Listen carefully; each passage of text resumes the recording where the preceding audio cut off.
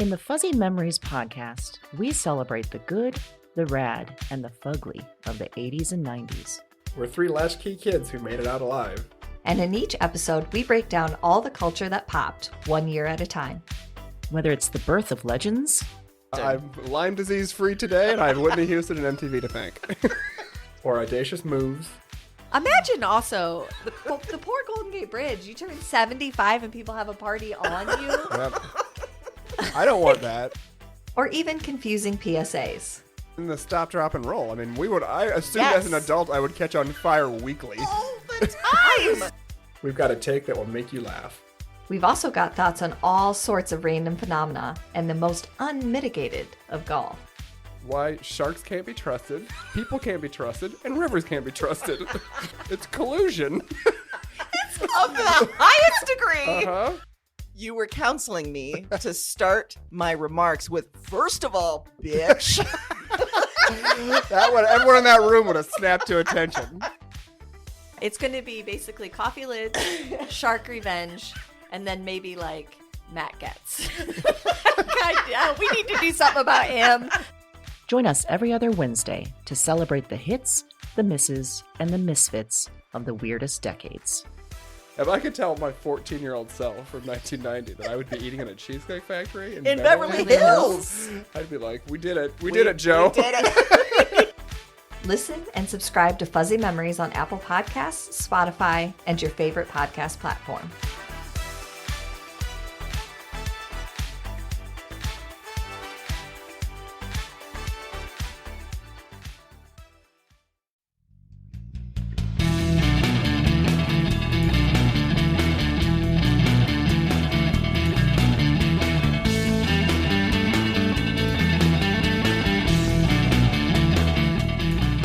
Hello, and welcome to Broads and Books, the podcast with one unique theme, 4 handpicked book recommendations, and 2 broads. I'm Erin. And I'm Amy. And this is episode number 26, Underdogs. So this week's theme, we are rooting for the underdog. We sure are. Picking small presses, Yes. small books. This should be way bigger. Yes, Because books they're that awesome. should get a lot more hype, Yeah. but maybe because they didn't go with the big 5 publishers, they just didn't get the attention that they deserve. Yes. And they might have gone under avid readers' radar Mm-hmm. So we are bringing them to you up front. because you are Front and avid center. readers. We are avid readers. We like turning you on to all the secret stuff. Like I this. didn't know where you were going. We like to turn you on with You thought it was the just secret stuff. ending Yeah. it there? Ah, Yeah, I was going to let you. Yeah, okay. Why not? Great. Yeah. I mean, who cares? Thinking about underdogs or thinking about Yes. things that are maybe underrated. What's the most underrated food in your opinion? Starting with a food question because we love food. Oh, yeah. Always. That's- And food and reading go hand in hand a Yeah, lot they for me. do. If you borrow a book for me and there's a chocolate smudge in it, Just means it was a good book. yeah. Yeah. And don't shame me. No. I won't be mad if there's a chocolate smudge that comes back in it. Hell no. No. So, I'm tempted to say bread pudding, but we all know my love of bread that's pudding. true, And I yeah. do think it's underrated. It is underrated. People shy away from it. They're creeped out by it, and I Which don't is know why. weird. No, No. it is delightful. Maybe it's the name. It You know, is a it's a weird name. strange name. Yeah, and isn't it in that Christmas song like "Good King Once a Lot"? No, not that one. Sure. Yep. Wherever you're going, I'm just going to back you up and say, yes, it is. It's part of that song. Yep. Okay. That I don't know. Yeah. There's some Christmas song with it that people are like, "Oh no, that's figgy pudding." Okay. Oh that wow! Too, sure. Okay, wow! I got to get back on track here. So I wasn't even going to talk about bread pudding. I was going to talk about toast. What? Okay. Yeah, I think toast is the most underrated food. Interesting. It's versatile. Yeah. You can have it at any point. You don't feel good? It's all right. That's a Toast good is point. going to be there for you. Yeah. You feel like, man, I'm really hungry. Peanut butter toast, nailed it. Boom. You're like, I'd like a little something sweet, but not like a full-on candy bar. Mm-hmm. Cinnamon sugar toast. Wow. All different kinds of jelly. You could have toast for days on end and not repeat it. You could. Yeah. Wow. And despite what people think, getting a perfect piece of toast is actually an art. it's really tough. My toaster betrays me regularly. A lot, Yeah. right? Yeah. Right. And what's that bagel button? That's not doing It doesn't anything do for shit. No, it doesn't. No. So that's my underrated Okay, food. that's a I good really one. like toast. Yeah. I think it's really versatile, and I don't think enough people talk about it. How do you feel about the trend of avocado toast everywhere? I'm fine with it. I don't quite like it, if Yeah. I'm honest. I like avocado. I like guacamole, Sure. but sometimes like that much in a concentrated amount, that's a lot for It is me a to lot. handle. Yeah. Plus, you're really overshadowing the toast. The toast needs to be they need to be like complementary, like a good relationship where you're both bringing something to the table. So your underrated food is bread. Basically. Toasted bread, not just plain bread. I don't want that white Wonder Bread just by itself. No. I want it toasted, Okay. lightly buttered, Sure. and then whatever other topping. Then everything Yeah. else you want on it. Yeah, Okay. yeah, Great. And I feel like the avocado is like suffocating the toast. Oh, That's what I sure. feel Gotta like. let that toast breathe. Yeah. That's what I always say. Although I did have a great one at Big Acai, I will say. Oh, you got something besides an the very acai first bowl? time we went. Oh. Yeah. So avid listeners, you know that we are big fans of Yeah. Big Acai Bowl. We usually get the same thing. Now you're telling me you did something else. I don't even remember a day when you did something else. I know. It was the very first time we went. Huh. Yeah. It's like I don't even know you anymore. I know. I'm sorry about that. Wow. It's not a secret. You were there. Okay, fair play. Yeah. But I do feel like, that is weird. Because I know your order so well. I could go in and order it. Yeah. Yeah. When we get cacao. And I always want to say it that way. You know what my most underrated food is? Skittles. Because it's fruit flavors. You don't need fruit. You just get some Skittles. And it's every flavor of the rainbow. Best vegan ever. I am. I tend towards the food that's not really food. Yeah. And it's vegan as a result. Yeah. So hence Skittles. Anyone can eat Skittles. I'm a big fan of the wild berry Skittles. That's what I have right now. I have a big jar of it. It was right here. I took it downstairs to be closer to me when I was reading. Oh, smart. Yeah. Smart. Yeah. The blue ones in the wild berry Skittles. Delightful. Best when you get a big handful and you taste all the rainbow just in your mouth. Oh, Rainbow I'm in a the purist. mouth. Oh, you don't like that? I eat like one color at a time. Okay. I'm that's a fine. weirdo. I'm sorry. Okay. We're learning a lot about each other. Yeah. Yeah. Yeah, I feel like I'm disappointing you today. Never. Okay, good. Erin, is there a place that you visited that you didn't expect to be so amazing, but was actually super great? Okay. Yes. And I am the first to admit, I'm not a great outdoors person. Okay, me now neither. don't get me wrong. I appreciate nature, beautiful nature shots. I can tell you that looks great. Sure. I'm just like, I'm not a camper. I'm not a bug person. Good Lord, me neither. I like climate control. Yes. So these are things that kind of inhibit my outside time. Like when people are like, oh, what a great day to be outside. I'm like, sure. Like, I feel not that way at all. No. I would rather stay inside. Yeah. Yeah. All the time. And in fact, it makes me happy for bad days because then I don't have to come up with an excuse as to why I'm staying inside. Exactly. Like today it's rainy and I spent some time just reading. Yeah. Felt delightful. Yeah. I'm inside. Sorry about it. Yeah. And I'm fine with it. But there was a place where I grew up that was called the Nature Center. And it was a whole bunch of trails that were kind of built into these bluffs. And inside they had a whole bunch of information about different animals, or they'd have like reptiles, which isn't my thing. But when I hear that and I think about Sounds it, terrible. it was, I will say it's one time that I've like done hiking or been that I always, and maybe it was the age too, but it always felt like magical to me. Like, anything could happen. Like the trails went different ways and, you'd always end up back at the nature center, but you never quite knew what you're going to see, and so it always seemed like really full of possibility when we did that. Wow. See, I was the kid that if I got onto a trail and I couldn't see the end, I was certain I was going to die out there in the wilderness. Okay. It's like if we step off this trail or if we go down this path, I still feel this. I look at a fork in a trail path and I'm like, oh God, I don't know where it's going. I can't handle it. I go back to the start. Frost is your nightmare, huh? What? Robert Frost Robert is your friggin' Frost. Triggering as hell.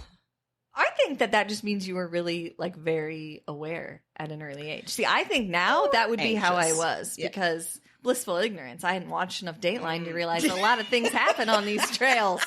I should be scared. I should not be like walking and being like, look at that leaf. I should be walking and being like, why is there a guy living in a cave? And my fear was never about some random off the trail. It was just me getting lost or like turning an ankle and then just dying because I can't figure my ankle way death. out. It was very quick. Okay, very quick. Sprained ankle equals death. I like it. All right. Exactly. It's interesting to me then, as an adult, you're kind of drawn to like survivalist books sometimes, like I that know. kind of apocalyptic having to survive. Good Lord, as a friend of mine says, if the apocalypse actually happened, I would need to kill myself right away because I am not going to be good in this situation. I will not be very, I won't be handy in any way. Yeah. I will bring nothing to the survivalist table. So, yeah, I think I'll just take some sleeping pills and see you, apocalypse. I'm out. See you on the flip side, apocalypse. Turn my ankle, it's done. Great. So, should you ever sprain your ankle with me, I'm gonna have to real quick swoop in and be like, "This is not a death. Put the pills down, Amy. Put the pill. I got a splint right here. You're fine. Yeah, you're gonna need to real fast. Okay. Just react real fast. Really fast. Yeah. All right. I like that. All right. Yeah. Well, was there another thing I thought of that gets underrated is activities. There are things that are great, and there are things that people think are great and that they aren't. Yeah. So was there an activity that you didn't like the first time, but now you're a fan? Well, do you remember my stance on games in general? Yes. Who could forget? How I detest them in every single form, pretty much. Yeah. And they make me feel very inadequate and scared and lonely. It's basically turning the ankle and I'm ready to die. when the game starts. Yeah. Uh-huh. So there was a game that was started by a couple of friends, Michael and a few others, and it was a picture game. And immediately I was like, I don't want any freaking part of this, but it is hilarious. It is fun. It's amazing. It's the only game I'll play. And basically everyone starts, there's like a group of 7 or so. Everyone starts with a phrase or a word or something. Pass it to the next person. They have to draw that. Pass it to the next person. They have to guess what that word or phrase was from the drawing. By the time it comes all the way around, it is twisted as all hell. I have It's played dirty. a version of this, and my it's goodness. fantastic. It's wonderful. Yes. Yeah. Good. I'm glad you got on board with that. Yeah. Just that one. Yeah. All other activities, all other games, no. No. I'm out. No, you're out. Pills Totally. in the apocalypse. See ya. Okay. That's another thing I have to watch for. If someone approaches you with a game. Basically, my definition of apocalypse is very big. Yeah. So anytime I'm, seeing anything like that.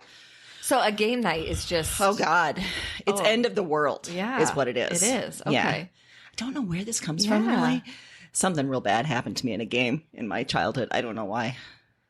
I say kudos to Michael because he's breaking you in one game at a time. He's getting there. He's putting the time in. Part of it was calling me a brat first to get me sottened up. And then I was like, okay. Does that work? Fine. The name calling worked? No, I just that wouldn't one time. anticipate that. No. Okay. Good. Otherwise, I think I was sort of drunk that time, so it was fine.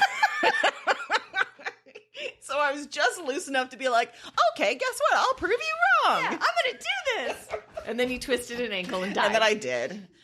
Oh well, boy. thinking of, all of our underdogs. Thinking of books that should be rated higher than they are. Or should be known more, I guess we should say better. Yes. My first pick is a novel called The Empress and the Cake by Linda Stift, translated from the Austrian German by Jamie Bullock. This was published by a small publisher called Perrine Press, is I think how you pronounce it. And I looked at their website, and they specialize in modern European books in English translation. And their quote is fantastic. They say, "We only publish books of less than 200 pages that can be read in the same time it takes to watch a film. We pride ourselves on publishing truly big stories in small packages." Boom. Wow. Also, there was a... That's a fantastic right? guiding principle. It's so How wonderful. cool. And all of these books are very small.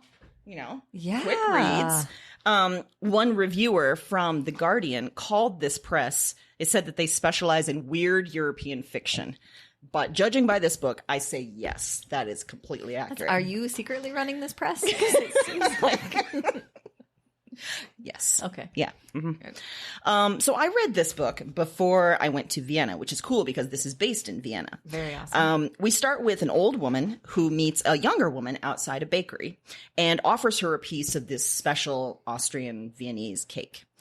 The old woman looks kind of like the Austrian Empress Elizabeth, who over there, you see, she has this whole cult following dedicated to her. It's kind of like maybe in England with Princess Diana or past, royalty. Okay. There's some real strange thing around this Empress Elizabeth, who is dead, and this is decades after she died. Okay. This old woman lives with a servant in this apartment that's full of weirdo souvenirs, and she has this very strange and strict way of being. She invites the young woman over for tea and cake multiple times, and then The young woman is really trying to figure out why she keeps going, like what's going on, especially because she knows this lady is batshit. There's something real weird here. She also knows being around her is exacerbating this eating disorder that she has. She's suddenly way back into bulimia again, but she's eating all this cake because there's the cake. She keeps going. Soon they go to a museum together where the old woman enlists her in stealing the royal cocaine syringe. Yeah. There's a royal cocaine syringe? There sure is. Pause for that. Steal it. I feel like we're headed back into drug smuggling territory, Amy. You know where I was going to go? David Bowie territory. Oh, okay. Fun fact, real quick. Do it. Do it. We need a special theme song for when you're going to go into David Bowie territory. I saw an exhibit in Barcelona dedicated to David Bowie. There was a display with some of souvenirs. He had a little cocaine spoon that was displayed there. Mm-hmm. That was one of the souvenirs displayed? Mm-hmm. Oh my gosh. So I would go to that museum and steal that cocaine spoon. You Hopefully would. It's still there, or else I've implicated myself terribly. Dear God. She doesn't have it. I know she doesn't have it, or she would have shown me. I would have definitely shown you. I would have Instagrammed the shit out of that. Everyone would know if she had it. So settle down, would. Interpol, Yeah. okay? It's not a thing. Back to this cocaine syringe. Sorry. Yes. So after this, where they steal this, more weird stuff happens. The young woman finds herself increasingly embroiled in some real serious crimes. It just keeps going and going and going. So we've got a trio of crazy ladies. I love it. It's funny, it's dark, it's creepy. We've got addiction, we've got crime, we've got struggle for control between these ladies. Oh my. And just like the Guardian said, this is it's quick, it's weird as hell. You're on the edge of your seat. You may also find yourself Googling a little bit of Austrian history, like who this empress is, because that makes a lot more sense once you figure that out. Also, one thing to know, apparently Germans don't believe in paragraph breaks because it's just long pages of uninterrupted paragraphs. So know that going in. Yeah. Did that throw you off at all? It sure did. Did it? Yes. Okay. Because I don't know about you, but I like the paragraph breaks, especially if you have to stop on the page here. Where the hell do you stop? You just got to keep going. That's the thing. Yeah. You can't stop to pee when you read this book. Maybe that's you gotta go. Maybe that's the purpose, huh? Maybe that's the purpose. Yeah. Driving purpose. So yeah, The Empress and the Cake. That sounds Korean great. Press. Yeah. I like it. Good stuff. Yeah. What about you? My fiction pick is called Little Bee by Chris Cleave. And this was actually published as a book called The Other Hand in the UK in August of 2008 by a small press there. And then later, it had gotten like a little bit of a cult following. So it was picked up in the United States and the name was changed to Little Bee, which is kind of interesting when you read the book to think about both titles. So this book uses alternating first-person perspectives. It tells the story of Little Bee, who is a Nigerian refugee, and Sarah O'Rourke, who is a magazine editor. And their lives had crossed in a very strange way, which you figure out slowly throughout the book by both of them telling this story. And that is part of the magic of this book, is the telling of the story is almost like painfully slow because they're living their lives. So you're finding out the details kind of like you would if you are getting to know someone, like on a friendship level, that things are going to slowly come out as they come up. You know, we don't just sit down and like, here's my life story, deposit it all. So I really like the way that the time was slowed down to kind of account for that, and you weren't given everything up front. But after spending 2 years detained in a British immigration detention center, Little Bee actually travels, this is where the story starts, to the home of Sarah and her husband Andrew. And this is when you realize they have some sort of connection, because she gets out of this immigration detention center and then is trying to get right to these people's houses. So prior to that, when you're understanding Sarah's story, you aren't aware that these two stories are going to cross. And you find out that they have a very interesting shared past, and one that her husband Andrew has not been able to reconcile in his head, and ends up committing suicide. Whoa! And this causes Sarah to realize that she really needs to help Little Bee. So she throws herself into her story and really understanding her history, along with her son. And so, of Sarah's son, not Little Bee's son. And so then together you're going back and understanding their story, and you're also being forced forward. And a lot of, when I think about it, it's a small book and there's a lot of stuff that happens, a lot of action, but there's also this sense of sort of, I don't want to call it slowness, but just taking the story as it comes, not forcing it, not being too fast, that I really enjoyed about this book. I mean, I tore through it, but the pacing of it is just sort of adds to the whole story and kind of the beautifulness of the setting and what happens. There's so many themes in this book. So much of it has stuck with me through, even still today. And it's a very different ending. It's unique, but fitting for the book. So I kind of warn you going in, if you like, things to be all tied up in a perfect bow. We don't necessarily know where everybody's story ends. So I was enthralled by this writer. Then I ended up going back and reading a lot more of other things that he had written. But this one is I recommend, if you're going to start with him, this is a great one to start with. It's really timely right now with detention centers and people that are vulnerable and not being able to take care of themselves, the positions they can get put in if people aren't standing up for them. So you'll like it. There's someone you can relate to in it, no matter where you fall down. And it's interesting that you said it's sort of slow pacing, but yet you tore through it. Yes. Like it helps accentuate that almost. It does. It's a weird pull of time and wanting to understand the story. So you're kind of driven forward. It gives you kind of this need to know things more, know things better. And what I liked about it is like you have this desperateness to know Little B better because you're like, what is going on? I need to know this story. And it's kind of perfect because it puts you in this position of like this desperation to have this knowledge, but there's a reason that her walls are up and closed off. So you really experience that frustration firsthand of like, I'm trying to reach out and I don't know how to help you and you won't let me in. But then again, do I have the right to be let in? So I thought because of how it was written that is probably one of the best books I've read for that kind of feeling. Wow. Yeah. Very cool. What was the press again, you said? Well, it was originally bought. Yeah. Well, it was originally released in the UK in 2008 by Scepter, I think. And then later when it came to the United States and they changed the name, it was Simon Schuster that did it. But even then, I don't think it got the publicity probably that it should have. Interesting. So. You said that it's cool too to learn the small details over time because that's how friendship happens.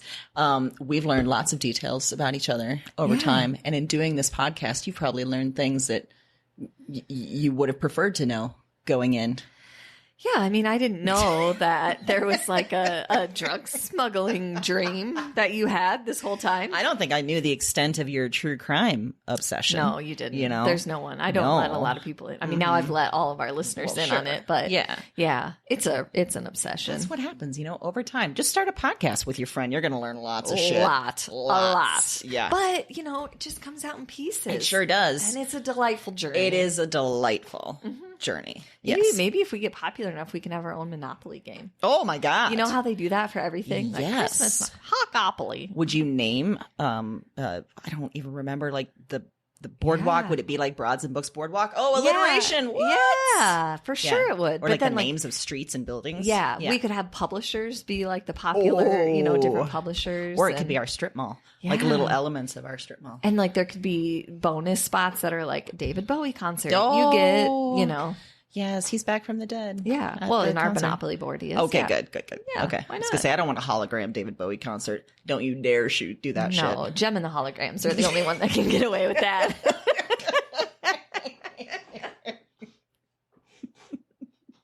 Because nothing screams sanity like singing with some holograms. An alter ego singing with holograms. And I had no problem with that. Not cartoon. at all. I loved it. Yeah. I think I had a doll too. I did. There were dolls, right? And she imitated the kiss makeup because she had the star over the eye. Yeah. Oh yeah, she was cool. Now that I think about that, it's real weird. That's a sign. Is that a red flag? That's a red flag. That's probably a real big red flag. If you were my friend and you were like, I'm going to go on tour, but I have a band. And I was like, cool, when do I get to meet the band? Well, you already have. Because they're right here. Holograms of different sides of me. What? Also, what'd you do with that eye makeup there? Like, I don't know. Maybe this is when Jem went off a trail and instead of slipping an ankle, she's like, she just goes crazy in the head. She's like, well, apocalypse is here. Time to embrace my inner holograms. Wasn't there always some weird plot too? Like she had to like save humanity at the same time as putting on this concert? I don't think the plots were the primary reason we watched, No. Let's be honest. I watched for the concerts. Yeah. Yeah. But she did? She saved the world? I don't remember I think this. so. I I'm feel sure like there she was did. like some crime element that she was always dealing with. Maybe I made that up, but Or maybe this was in her head, too. Yeah. She had her holograms and she was out saving the world. nothing's going to stop you when you have a hologram. If you are traveling with a hologram, you're set, I think. Nothing's going to bring you down.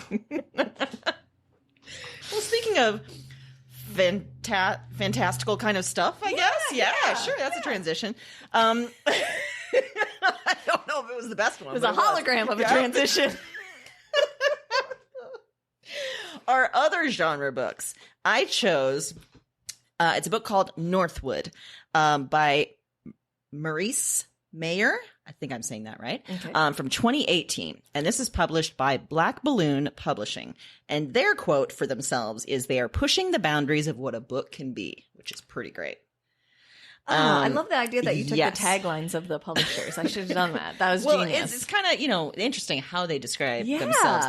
This company is actually part of the Catapult Publishing Group, which specializes in writing classes, an online magazine, and also books as well. Cool. So two kind of smaller presses involved. But this book, think fairy tale, think horror, think like short, quick sort of vignettes. That come together to create this story. It's billed as a novella, but it's also sort of poetry. Okay. It's kind of like this hybrid other thing. It really is, like they say, pushing the boundaries of what this book really is, The narrator is an artist, and she's fled to the forest, to this isolated cabin, to get some art done, which sounds like nothing can go wrong. This all sounds great. Absolutely. No problem. Right away, she goes to a local country dance, because I guess that's a thing. And she meets... Now I feel like you made a bad decision. That's cabin by yourself I can get on board with. Just Country bust dance. into a local country dance? Yep. You're asking And for it. she meets and falls for a married guy at the country dance. As one does. You do. Yes. And this guy is violent. Their affair is as well. Oh. So in this isolated place, she's trying to figure out the lines between like desire and obsession, if intimacy and love can be dangerous, if it's allowed to be. There's some real deep stuff happening in her head that comes out in this book. Interesting. So it's really beautiful writing. It's really haunting. But I brought this here because the production is so cool too. It is. It's all black pages, white type on the black pages. There's some intro and back cover artwork that's really cool. It's just overall kind of stunning. It's something you want on your bookshelf because it is so beautiful. Right. And then inside, it's, a really quick read, but some really deep stuff too going on. And I think this kind of thing is probably only possible from a small press, which is kind of fun. And that's one of the reasons I think today we wanted to look at this, because some of these smaller presses are doing things that you just don't see anywhere else. Like this. That's very Northwood. cool. Yeah.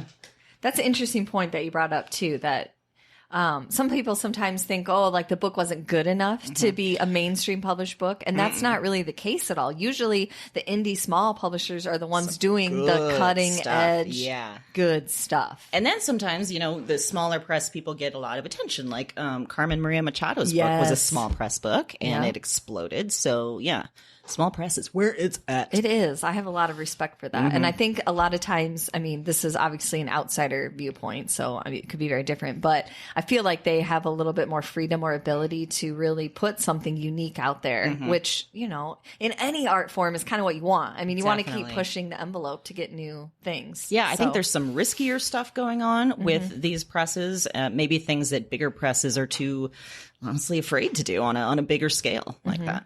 Do you have a favorite small press that you find yourself looking at a lot, or happen to be like, all the books that I really like come from there? That's interesting. No, I think I like sort of exploring all of them. Atelier 26 is a really great small press based in Portland, and I happen to know the person that owns and manages that, and he is continually, it's sort of the epitome of a small press. Yeah. He's continually finding just some really, really cool authors and works that he then creates these beautiful books. Yeah. And so that's a good one for sure. Cool. All right. Well, I also picked kind of it's not kind of, it is a short story collection. It's called If I'd Known You Were Coming. by Kate Milliken, and this was published in 2013 by the University of Iowa Press. Yes. Yeah, get it. University of Iowa. Like neither of us have any. I was going to start a chant, and then I was like, what are we doing? I mean, I remember some. That wasn't one of them. No. that I remember. I'll be honest. It was not one we students cheered. No guttural moan ever just came out? No guttural Okay. moans. University of Iowa! Like, that was the prehistoric dinosaur version. Yep. That maybe, sounds I about don't right. know. Okay. Well, in this collection from the University of Iowa Press is 12 short stories by this author. What is very unique about this short story collection is that a lot of times in short story collections, it's short stories. I mean, they begin and end in and of themselves. And there maybe is an overall theme or an idea that is pervasive in a lot of them. But what she did with her stories is there's characters from other short stories that pop up in That's other short cool. stories. Yeah. And maybe in one story, they're the main character. And then in another, you realize that that person's a secondary character and you're seeing some part of their story at a different time. So it took me a couple stories in to figure out that's what was happening, because I was like, oh, wait a minute. That sounds really familiar too. And I'd go back. Oh, it is. So I actually read it through once and I read it again. Cool. And the second reading is when I really fell in love with it for that reason, because it's not just like she takes it from one story and then moves forward in the next story from someone else's perspective. That is not what it is. There's a lot of timeline jumping in that this story maybe happens now and say it has a character that's 20. A couple stories later, you'll see that character at age 10. So you'll get a better understanding of why we saw the person we did at age 20, but they're not even the focus of the story. Somebody else is. So there's so much layered there. And I really found that reading experience unique, and I really liked it for that. Mm-hmm. One of my favorites is this story called Detour. And it's a story of two girls that we saw in earlier stories that decide to travel together. And they basically are just traveling with what they have and trying to make it on their own. And they stop to see one of the girls' stepfathers, who's no longer married to her mother, but they stop and visit him on a farm. And that's where a lot of it takes place. And you get such a good sense just by how they handle this visit of these two young women, and a sense of where their story started from. But then one of them you see later in the story too, and you sort of see the effect of them traveling together on her later. I really liked it. But this story really spoke to me. I loved the way that she put the characters together. I loved the things that she had in there. It was very beautifully written, and I thought it was a really touching story. So that's why that was one of my favorites. But I liked all of them. And they have characters in all different points of life. You know, moms, they've got career women, they've got people struggling in marriage, they've got people struggling being single, they've got people struggling finding themselves, all across the board. So I really think that it's a good collection. I think it's one that you could read once and be fine. You could read multiple times and get something different out each time, which I think is kind of its magic. So that's so cool when you're that experience of trying to link all the characters too. You know, I think we've talked about other collections and novels that even do that. Yes. And there is something very satisfying about like figuring out, oh, they connect this way and this way. Yes. Yeah. That's so funny that you said satisfying, because I wrote that word down in my notes a couple times. Like, this was just very satisfying. Yes. And I think it was because too, it's very realistic. It's just portraits. It's just stories. And I think in my own reading life, it took me a while to be okay with a short story that's just a short story, if that makes sense. Yes. Like,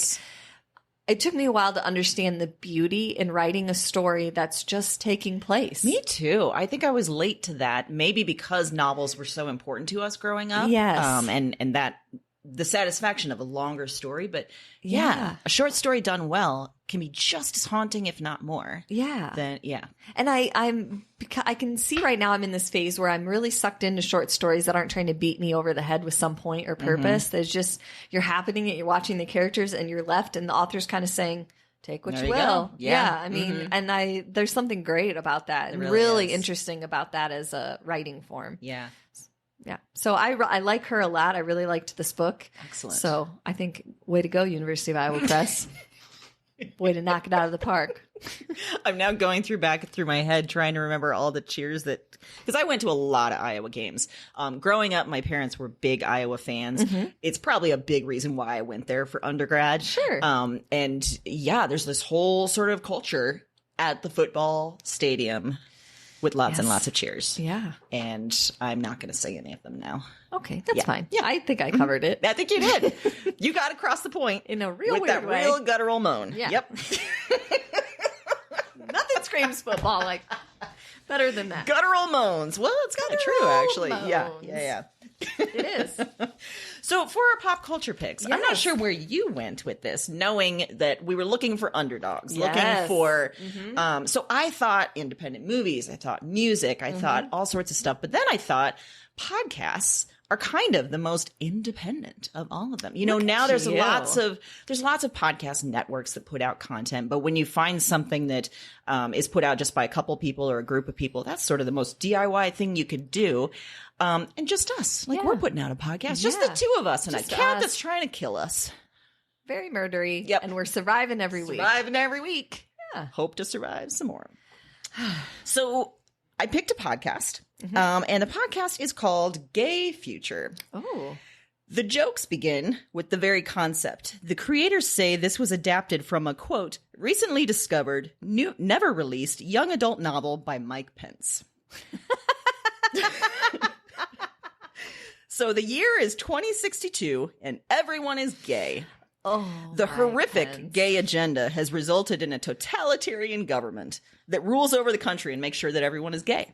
Well, yeah. But humanity's one hope for rebellion rests on the shoulders of a teenage boy who harbors a dark secret that he's straight in the midst of all these gays. So now our hero must fight against the twinks, the leather daddies, the lesbians, and Clay Aiken.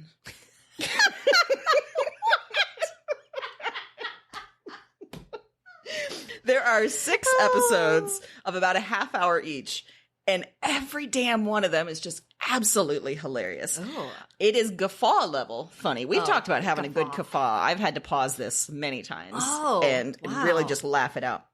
I love that it takes the whole sort of conservative fear of a gay agenda to its most sort of illogical conclusions. Yeah. Quite funny conclusions. I think that, you know, there's all sorts of these new audio dramas that are often put on by networks and bigger podcast companies. This is just a group of comedians who look like they're maybe 22 or 23 putting for this them. together. And it sounds incredible. They've got just the absolute sound of it sounds like it was produced by a huge, you know, corporation type company thing. It's incredible, really. Awesome. The voices, the one-liners, the structure, the random ass plots that just are sort of all work together at the end. The episode titles, some of my favorites are Through the Gay Forest, The Man on Gay Mountain, and Gay Academy. So, like I said, it's put on by some insanely funny people that I hope go on to do much more. I don't think there's any more plans for this particular story, but I hope that they're planning something else equally as ridiculous and wonderful, because this was great. And also, once you listen to the first episode, just try to get that theme song out of your head. It's going to be impossible. I can't wait. Yep. And I wish I could sing it right now, but I'm not going to. I'm going to leave that to I you. can tell by your face that you're trying really hard to button it up. She's I'm got her gonna- lips literally pursed. That's right. I'm going to let you discover it on your own. Well, it sounds like we need to discover It's it. glorious. Gay future for everyone.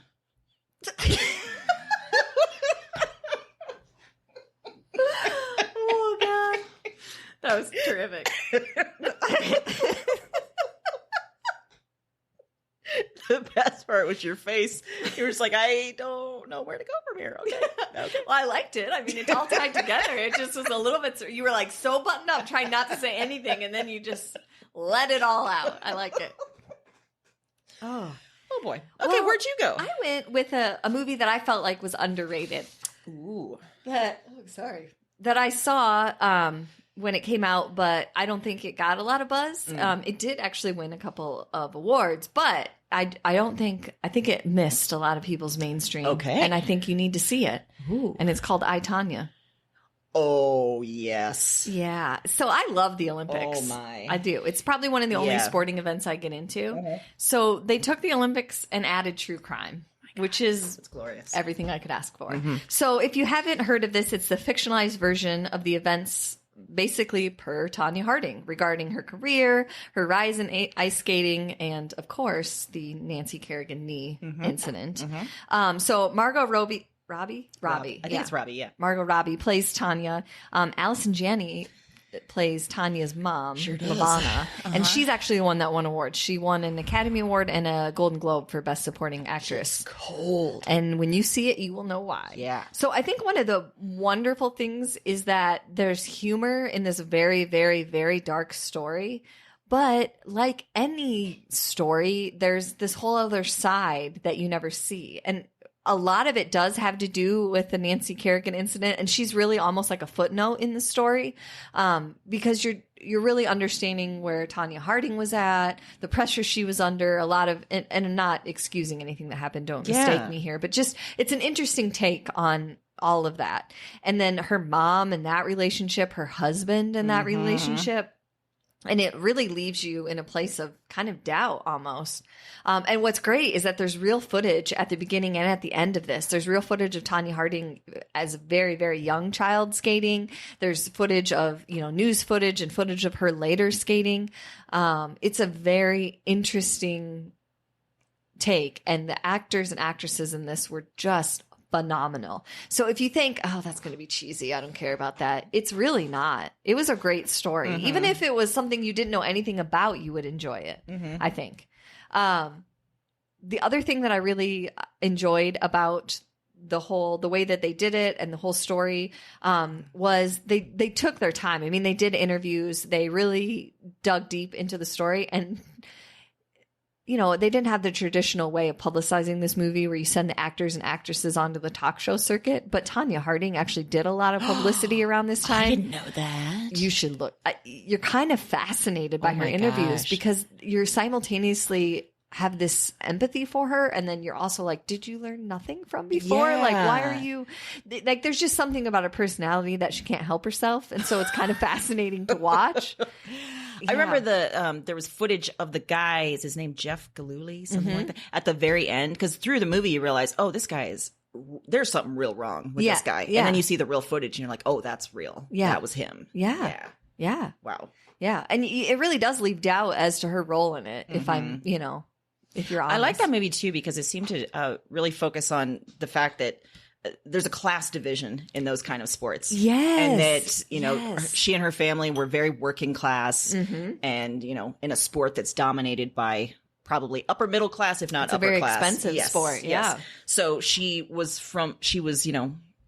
coming from a place that a lot of other kids didn't have to deal with that. Right. Yeah. I mean, she was very lucky that some people early on saw that she had talent and decided to work with her because they saw she had talent. Because a lot of other skaters, Nancy Kerrigan, some of those, their parents or whoever were paying for the private coaches. They were paying for stylists. They were paying for people to design their costumes, do their routine, all of that stuff that if you stop for a minute, you could probably come up with, but you don't really think about, it's not just about the sport, because a big part of that is visual. So if you don't have that on your side, and that was a big part early in her career why she struggled, is because she was doing it on her own. And when they finally brought someone in, they're like, you kind of look like a hoodlum. Like, we need to check this, Yes. I was going to say tramp, which is better. I don't know why I said hoodlum. That's not really what I was going for. Yeah. Like, they thought she looked too old for her age based on what she was wearing. They wanted to cutesy it up. Yeah, which is weird. Yeah. Sort of infantilize her yeah, in a way. It's a weird combo. I don't have the right word for it, so. Yeah, we get it. Yeah, you get the idea. I won't say anything else. How about that? Hoodlum, tramp, all the same. I sound like my grandma. What was I doing? Hoodlum. Lady of the evening. Hooligans abound. Lady of the evening. Those ruffians and ragamuffins. I love the word ragamuffin. That just came out of nowhere. I'm I really would love glad to be that a came out. ragamuffin. Yeah.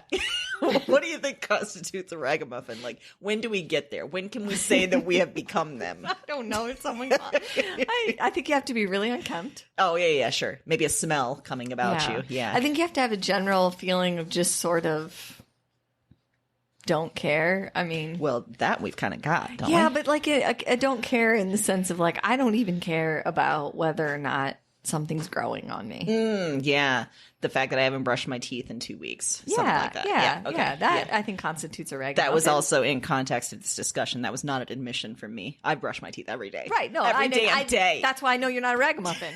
So as fun as it is to say it, you'll never achieve ragamuffin status. Although ragamuffin seems so like a Cabbage Patch doll. It seems too nice. Does. Yeah, it seems like, oh, look at that little ragamuffin over there. Yeah. Oh, so cute. Let's He's reinvent stinky. it. Okay, let's reinvent it. Yeah. Little ragamuffin. Who allowed you to be such a ragamuffin? That's like, I have no idea where this came from. I don't neither. But Mason has started saying, like when he's upset about something or he's worried, he goes, "Oh, nuggets." I have no idea where it's coming from, but every time he says it, it cracks me up. Like I said, he asked me something yesterday that he wanted to do, which is absolutely ridiculous, as most of his ideas are. Like, let's move the couch and create a diving board into the backyard. No. Wow. Yeah. And I was like, no, we're not doing that. And he's like, nuggets. Like, why am I like in a weird cartoon all of a sudden where your catchphrase is all nuggets? So if we were going to name it, let's call it the Ragamuffins. I like it. Nuggets. Nuggets. Mason the 5-year-old for the win. Nuggets. Our episode is over. Does that count as your transition? Nuggets. But the good news is I can take back the nuggets because we're going to be back next Wednesday. Oh, good. In the meantime, you can head to our website that has lots of good little nuggets. Sure does. So many nuggets. Including all the recommendations we made in this episode.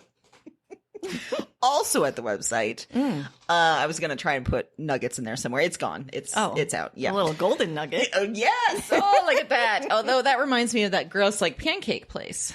Isn't that a pancake place? Oh, it was. Yeah. The Golden Nugget? Yeah, in Chicago it was anyway. Oh, okay. Yeah. Why would it be called the Golden Nugget? I don't know. That's a great question. I did not go in there. When does a pancake look like a nugget? You've done something wrong if your pancakes look like nuggets. You did not follow the directions. It's like water and whisking. What did you do? Anyway, yeah. No golden nuggets on our website. Nope. Just some real good bonus material. Yes. And, you're going to keep finding fun bonus material because we keep producing it. And we want to hear what ideas you have for bonus material. You have questions for us? You want us to tell some stories? Let us know. We will be on it. We will. We'll do it. And in the meantime, if you like what you hear, this is really important to us, give us a review. Yeah. We just need you to click those 5 stars. That's what we need you to do. Some podcast catchers easier than others. You can always do it on our website too. It helps us. It helps us stay relevant in ratings so other people can find us, and we can keep spreading these nuggets of joy. These wonderful nuggets. And every time we see a new review, we say, "Oh, nuggets!" But it's a good thing. It and is. we dance, and you have no idea the joy that Amy and I go through. Such joy. Yeah. Something else. I was going to say, never mind. You bit yourself back. Filter was a little late, but it was there. Also on our website, you can email us and tell us some theme ideas if you have them. Yes. If you have a fully baked theme idea, like a whole area you want us to explore, awesome. If you have one particular thing you'd like to ask us to talk about, let us know that as well. Do it. We are taking suggestions. Yes. I love it. So, in the meantime, another place you can find us, Facebook, Twitter, Instagram, website, all those places. All of them. We're everywhere. We're everywhere. You will not, if you try and search for us, can't find us and then say, "Oh, nuggets." No, you will find us. You'll be like, "Nuggets, I found them." On that note, happy reading.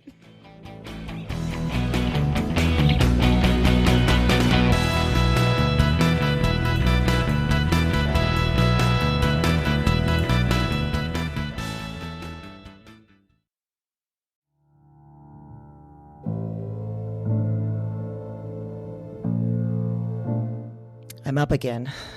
Same night, another dream. Before trying this recording thing, I didn't remember much of anything of these dreams. I didn't remember much from any of the women. And one night of doing this, and it's broken things open. The dreams they're in me, and they're coming out of me, and To me, I am not broken. I am the most whole, most real. Cause their despair. I wait for the word. Witch. Look at the mad woman in her cage. She was a woman with holes inside her. That was the heaviest factor, the final evidence, the heart of the issue. Somehow, you understand this. You hear me. Wherever you are, whatever this is, you... This isn't a dream journal anymore. It's not. It's just fact. Because now this is some sort of record. What are these dreams? Maybe there's a better question. Who are these women?